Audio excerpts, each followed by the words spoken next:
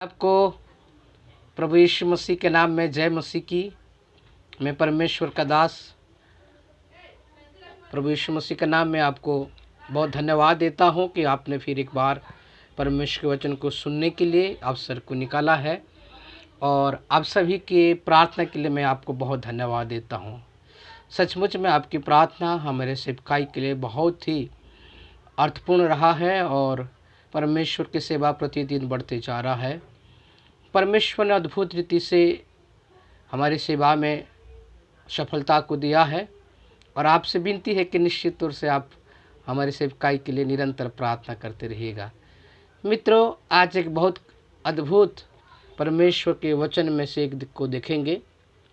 याकूब की किताब उसके 4 अध्याय का उसके 8 पद, जहाँ पे लिखा गया है कि परमेश्वर के निकट आओ तो वह भी तुम्हारे निकट आएगा। परमेश्वर के निकट आओ तो वह भी तुम्हारे निकट आएगा। परमेश्वर का वचन ये बहुत ही महत्वपूर्ण है आपके लिए और मेरे लिए। परमेश्वर का वचन यहाँ पे बहुत अच्छी रीति से कहता है। याकूब लिख रहा है, यह एक चेतावनी है।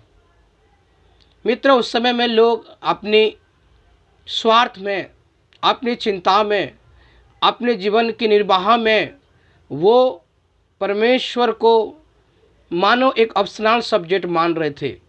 जब परमेश्वर को ज़रूरत पड़ा तो परमेश्वर को वो याद करते थे, और जब परमेश्वर का ज़रूरत नहीं है ऐसा लोग अनुभव करते थे तो परमेश्वर को साइड कर देते थे। और उनके जीवन में बहुत सारी परेशानी और समस्याएं धीरे धीरे जब आती रही तो फिर उन लोग जब परमेश्वर के पास में आते थे तो उस समय याकूब जो परमेश्वर का दास है, वो मॉडल चर्च के लिए, आधुनिक समय की कलीसियाओं के लिए एक विशेष संदेश आज आपके और मेरे सामने में रखना है। लिखा गया है, परमेश्वर के निकट आओ तो वह भी आपके निकट आएगा। पहला जो लाइन में हम यहाँ पे देख रहे हैं, परमेश्वर के निकट आओ, यह एक प्रतिज्ञा है। उर्दू में इस प्रकार का लिखा गया है, खुदा के नज़दीक आओ तो वह भी तुम्हारे नज़दीक आएगा। मित्र, खुदा के नज़दीक, परमेश्वर के नज़दीक में आना आपको और मुझे बहुत ही ज़रूरी है। और आगे लिखा गया है, गुनहगारों अपने हाथों को साफ करो, और ये 2 दिलों वाले अपने दिलों को पाक करो। परमेश्वर का वचन हर एक विश्वासियों को कहता है कि खुदा के पास आओ। आज जबकि कोरोना का प्रतिशत कम हो गया है, जिस समय कोरोना का प्रतिशत ज़्यादा था तो लोग परमेश्वर के नज़दीक आते थे, प्रार्थना करते थे, दुआ करते थे, प्रभु से कहते थे कि बचा लो, मेरे देश को बचा लो, मेरे लोगों को बचा लो, मुझे बचा लो जिस घर में कोरोना हुआ था। आप जानते हैं कि आपकी परिस्थिति क्या थी, लेकिन जब सब कुछ ठीक हो गया तो शायद आप पर में परमेश्वर के उस अनुग्रह को भूल गए हैं। हम उस समय वादा क्या करते थे, प्रभु जी अगर प्रभु तो ठीक करेगा तो मैं आपके लिए ये करूँगा, प्रभु जी आप जब ठीक करेंगे तो मैं आपके लिए वो करूँगा। लेकिन जब आप ठीक हो गए तो आपने अपनी प्रतिज्ञा को भूल गया है। याद करिए कि परमेश्वर को आपने क्या कहा था अपनी बीमारी की अवस्था में। याद करिए, आपके घर में जब कोई बीमार था तो आपने परमेश्वर से क्या वादा किया था। आपने वादा किया था, प्रभु बस इस बार मेरे पति को, बस इस बार मेरे पत्नी को, बस इस बार मेरे माँ को, बस इस बार मेरे भाई को, मेरे पिताजी को, या किसी भी परिवार के सदस्य हो, रिश्तेदार हो, आप बचा लीजिए और हम आपको जीवन भर पीछे पीछे चलेंगे। लेकिन प्यारो, समय के साथ साथ परमेश्वर ने आपकी प्रार्थना को सुना और आपको ठीक कर दिया, आपकी आंसू को बदल दिया। जैसे यूहन्ना किताब उसका 16 का 20 में लिखा गया है कि योर सोरो will be turn into Joy, तुम्हारा शोक आनंद में बदल जाएगा। परमेश्वर ने वैसे आपके लिए भी किया। लेकिन आज की परिस्थिति में हम परमेश्वर के पास, परमेश्वर के साथ नहीं है प्यारो। इसलिए याकूब कहता है कि परमेश्वर के पास आओ तो वह तुम्हारे पास आएगा। परमेश्वर के पास आओ तो वह भी तुम्हारे पास आएगा। पहला जो कदम है कि परमेश्वर ने स्वयं ही अपनी स्टेप को बढ़ाया, पहल किया है। अब बारी आपकी और मेरी है कि हम परमेश्वर की तरह अपने कदम को बढ़ाएं। We can see the great promise of God. हम परमेश्वर के विशेष प्रतिज्ञा को यहाँ पे देख सकते हैं। परमेश्वर कहता है कि पहले परमेश्वर आपसे वादा कर रहा है कि मैं तुम्हारे पास आऊँगा। मित्रों, क्या आज इस समय में परमेश्वर आपके साथ है? क्या आप अपने दिल के हृदय से आप इस बात को जांचिए, परखिए कि सच में आपके हृदय में प्रभु यीशु मसीह है? जैसा रेवलेशन में लिखा गया है 2:20 में कि मैं द्वार पर खड़ा हुआ खटखटा रहा हूं। आज भी प्रभु यीशु मसीह आपके घर के द्वार पर है। इसीलिए कहता है कि परमेश्वर के निकट आओ तो वह भी तुम्हारे निकट आएगा।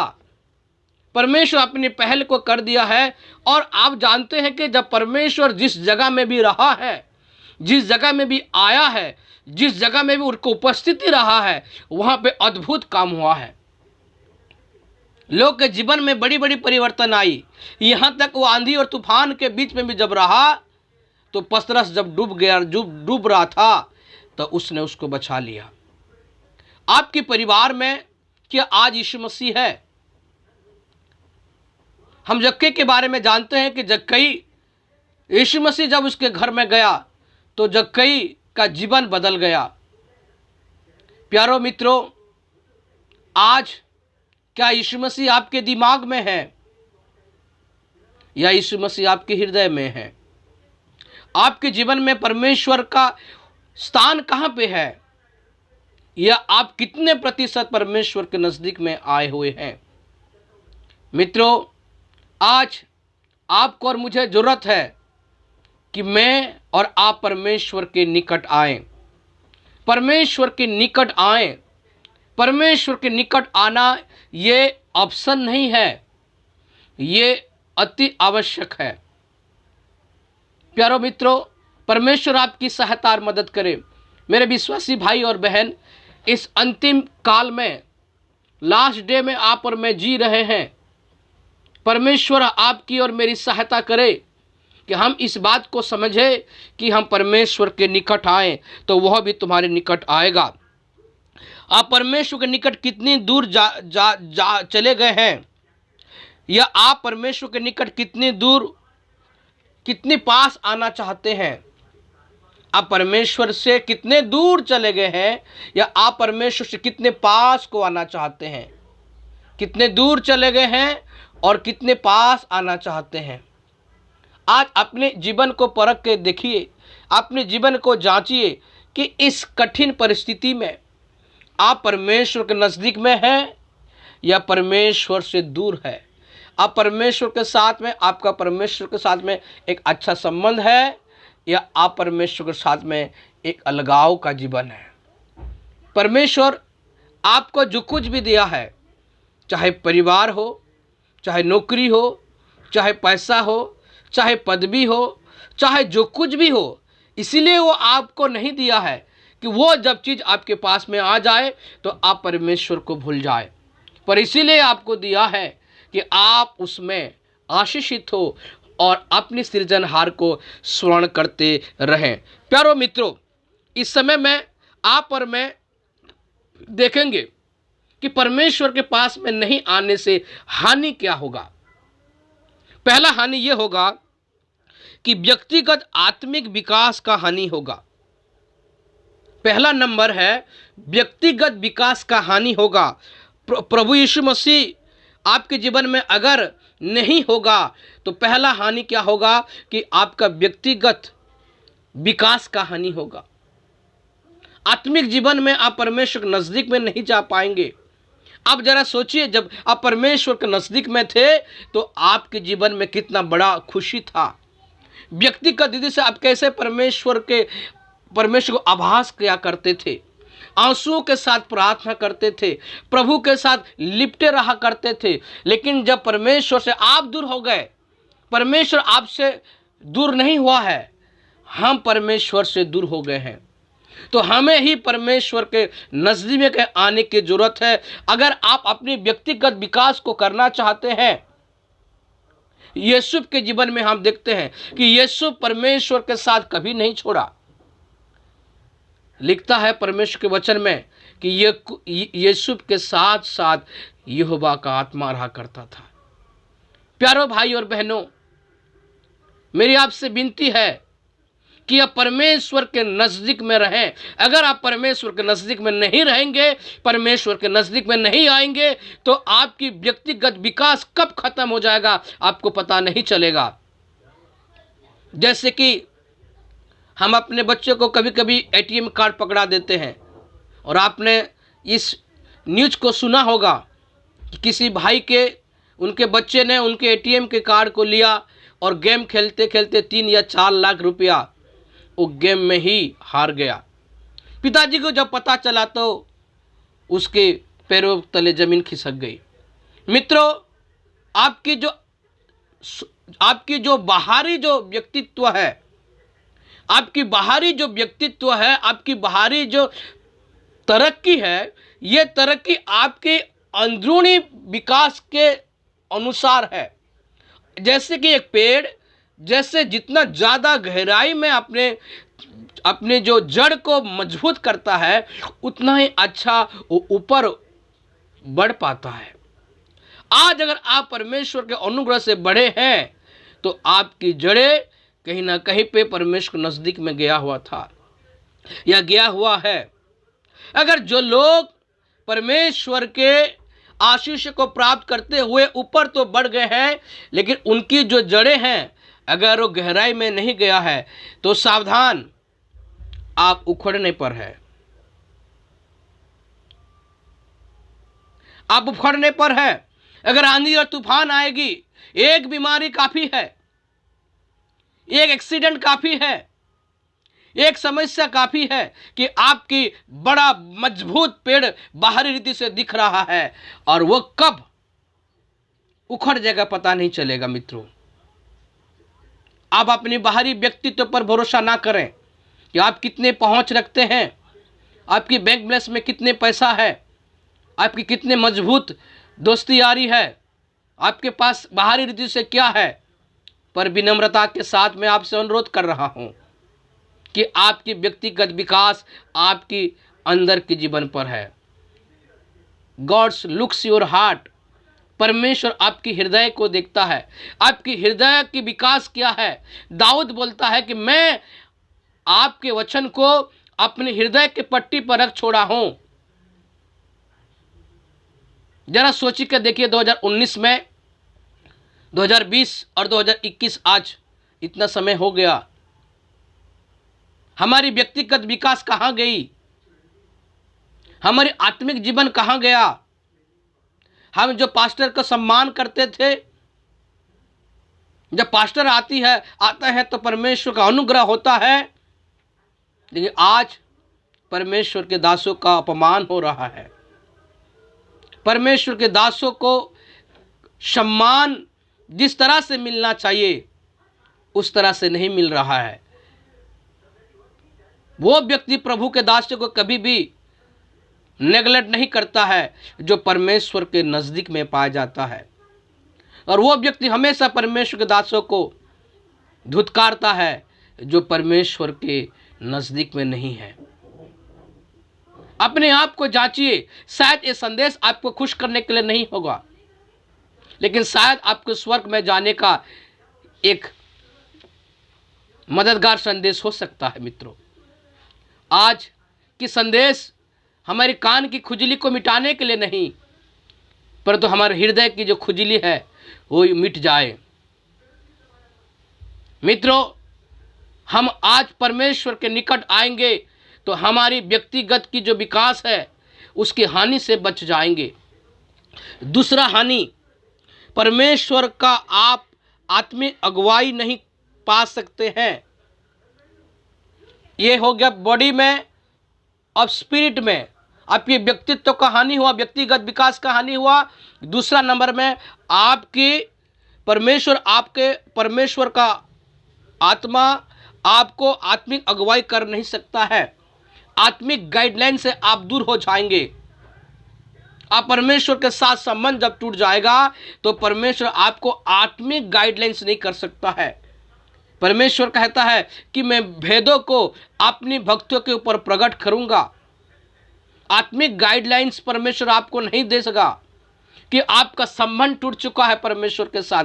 सिमसोन को आप जान रहे हैं, परमेश्वर के साथ उसके अंदर का जो शक्ति था वो जब टूट गया, परमेश्वर के साथ जो आत्मा का जो मेल था वो जब टूट गया तो उसकी बाहरी शक्ति भी खत्म हो गई।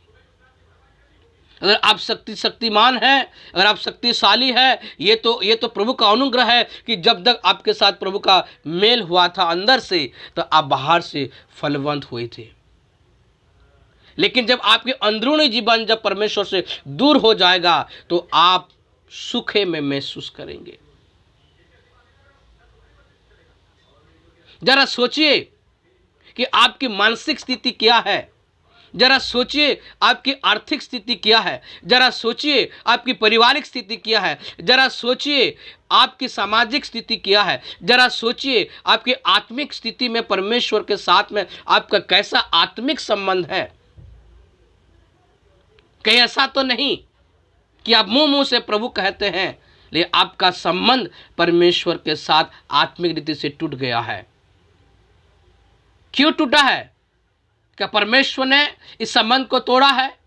नहीं, परमेश्वर ने संबंध को नहीं तोड़ा। उड़ा पुत्र के बारे में जानते, पिता ने पुत्र के साथ में कोई संबंध नहीं तोड़ा, लेकिन पुत्र ने पिता से अपने संबंध को तोड़ दिया और दूर देश चला गया, अपने मन के अनुसार अपने जीवन में किया और बाद में उसको एहसास हुआ और जो सुअर चराने लगा तब वो कहता है कि अरे मेरे पिता के घर में तो मेरे जो नौकर रहे हैं उन लोग इससे भी बेहतर खाना खाते हैं और आज मैं उस तरह पुत्र होकर आज मैं सुअरों का खाना खा रहा हूँ। और माफ करिए और जरा सोचिए कि सुअर क्या खाता है। लेकिन उसको अपने आप में आया और वो बोलता है कि मैं परमेश्वर के विरुद्ध में पाप किया हूँ। मैं अपने पिता के पास में जाकर कहूँगा कि हे पिता, मैं स्वर्ग के विरुद्ध में पाप किया हूँ, मैं इस लायक नहीं रहा कि मैं तेरा पुत्र कहलाऊं, मुझे अपने दास की रीति से स्वीकार कर। प्यारो, हमारे काम बहुत ही बुरा हो चुका है, हमारी काम बहुत ही बुरा हो चुका है, हमारे विचार बहुत ही बुरा हो चुका है, हम अपने आप को अब बहुत ही ज्ञानी समझने लगे हैं। लेकिन परमेश्वर कहता है कि तेरा सोच और मेरी समझ में जमीन और आसमान का अंतर है। यहाँ पे इस प्रकार का लिखा गया है, खुदा के नजदीक आओ तो वह भी तुम्हारे नजदीक आएगा। गुनाहगारों, अपने हाथों को साफ करो। मित्रों, आपको जो कमाई मिलता है, क्या आप सचमुच में उस कमाई का दशमांश परमेश्वर को देते हैं क्या? आपके हाथ अगर गुनाह से या अपराधों से अगर शामिल है, चाहे किसी भी अपराध हो, किसी भी पाप क्यों ना हो, तो परमेश्वर कलाम कहता है अपने हाथों को साफ करो। ये कोई रिक्वेस्ट नहीं है परंतु ये आदेश है। अगर आप बचना चाहते हैं तो अपने हाथों के हर एक बुरे कामों को छोड़ना पड़ेगा। आप जो हाथ में जो लेते हैं, आपके हाथ के द्वारा आपके मुंह में जाता है, आपके परिवार में आपके हाथों के द्वारा श्राप आ सकता है, आपके हाथों के कामों के द्वारा आपके जीवन में श्राप आ सकता है। आज माफ करिए, ये संदेश बहुत ही महत्वपूर्ण है। अपने हाथों के कामों को साफ करें। और लिखा गया है, दो दिलों अपने दिलों को पाक करें। दो दिल, आपके आपस में जो संबंध है उसको आप क्या करें? पाक करें। कलाम कहता है, हिंदी में ऐसा लिखा गया, परमेश्वर के निकट आओ तो वह भी तुम्हारे निकट आएगा। पापियों, अपने हृदय को शुद्ध करो और दुचित्ते लोग अपने हृदय को पवित्र करो। दुचित्ते लोगों, आपके मुंह में तो बहुत आदर है लेकिन हृदय में बहुत ही आदर नहीं है। तो प्रभु चाहता है कि दुर्विचार को छोड़ दीजिए। आप दुर्विचार को छोड़ दीजिए। आप इसे भी खुश और उससे भी खुश नहीं कर सकते हैं। परमेश्वर कहता है कि दो स्वामी का सेवा आप नहीं कर सकते हैं। आप संसार के लोगों को भी खुश करें और परमेश्वर को भी खुश करें, ये हो नहीं सकता। तो आप अपने आत्मिक व्यक्तिगत आत्मिक विकास को आप खुद रोक रहे हैं। इसीलिए ये दूसरा हानि से आप बचने की जरूरत है। और तीसरा हानि ये है आपकी परिश्रम का हानि। आप परमेश्वर के नज़दीक में नहीं आएंगे तो आप जो परिश्रम कर रहे हैं उसका हानि आपको उठाना पड़ेगा। परमेश्वर का वचन व्यवस्था विवरण 28 अध्याय में लिखा गया है।